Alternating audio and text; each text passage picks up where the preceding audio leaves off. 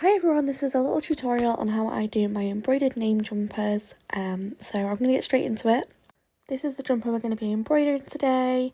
Now as you can see, there is backing paper on the name. This is embroidery paper. I print off on normal paper, then I trace it onto embroidery paper, which I then cut out and stick onto the jumper. So you're going to want your template, the jumper, a needle and some thread. I use the Women's Institute yarn. I just feel like it's a really nice sort of texture and it's not too thin or too thick for the jumpers. So I'm going to go ahead and put my template on the jumper, make sure it's all nice and straight.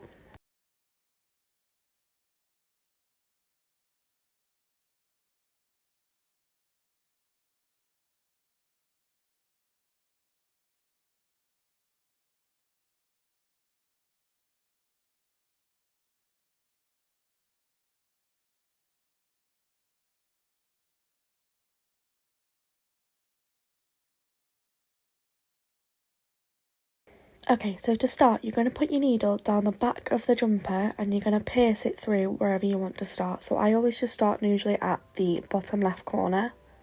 That's just what feels most natural to me. I'm going to bring all the thread all the way through. I leave around a 5-inch tail on the inside of the jumper, which means you can weave your ends in afterwards, as you can see here, like this. So for this jumper and all my jumpers, I use a chain stitch. So you take your thread and you take your needle, you're going to go back through the hole that you've just come through, like that, and then leave around a 1/2 centimetre gap and come back through the front of the jumper, like this, so you can see there, about 1/2 centimetre gap. You're then going to take that thread and wrap it round the right hand side of your needle and pull that all the way through. So you're essentially pulling the needle through a loop. Pull it all the way through and you'll get your starting stitch like this. And you do that again, so I'm going to turn it around so you can see properly.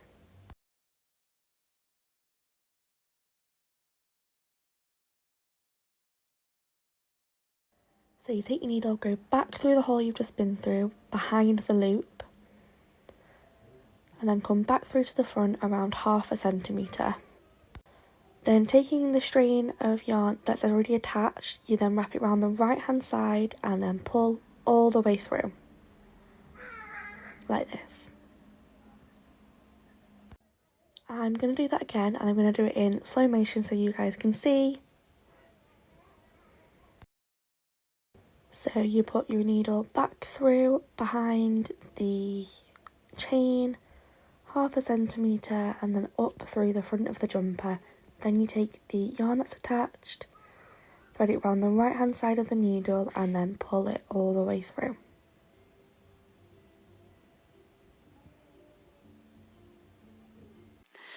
When your heart is racing at the speed of light, and you feel like you got nowhere else to go.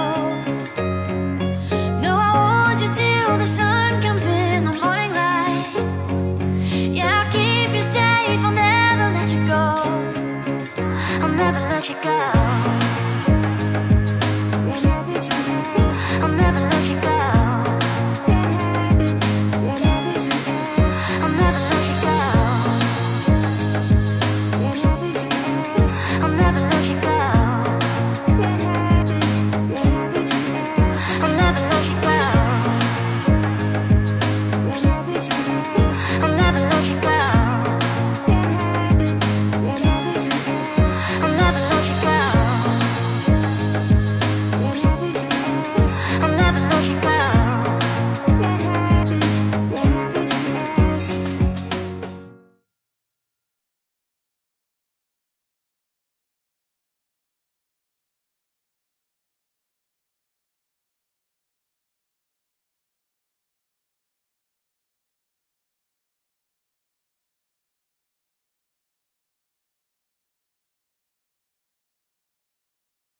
Okay, so as you can see here, I've reached the top of my T and then I now need to do the line across the top.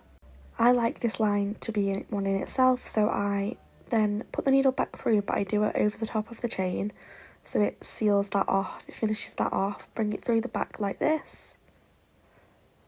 I then run my needle So these jumpers that I use are ribbed, so it means there's a few stitches at the back. I run my needle through these stitches, which aren't visible to the front of the jumper, and I run them through to find to the place where I want my needle to be. I then bring it back to the front like we did when we first started, so pull it straight through.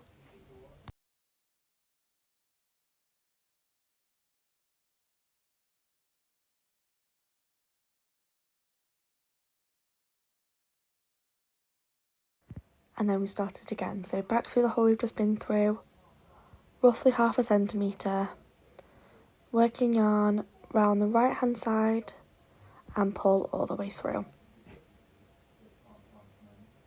I'm going to speed this video up now. I then do that all round the template that I've done, and to finish it off I just pull the needle over the chain and back through the back of the jumper, which I then weave in like we did when we changed letters, and then do tighten a knot and cut it off. All my jumpers do get backed, so if there are any loose ends they are trapped in when I iron on a backing paper. I hope this tutorial was helpful. If you did like it, please comment below and give me a like and a follow.